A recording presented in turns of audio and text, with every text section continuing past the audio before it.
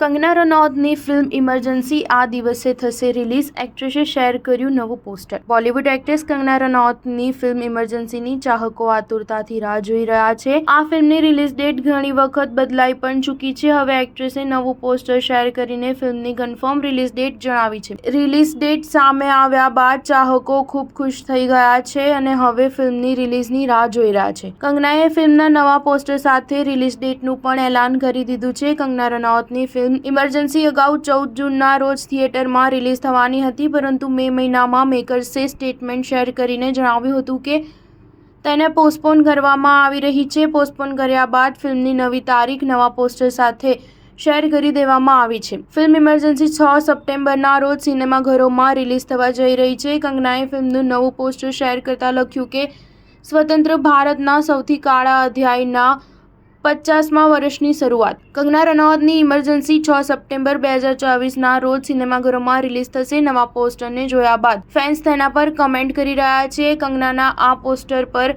Fans ઘણી comment કરી રહ્યા છે. એક યુઝરે લખ્યું કે કંગના શેરની, જ્યારે બીજાએ લખ્યું 5મા નેશનલ એવોર્ડ માટે તૈયારીઓ ચાલી રહી છે. એકે લખ્યું આ ફિલ્મ બ્લોકબસ્ટર હોવી જોઈએ.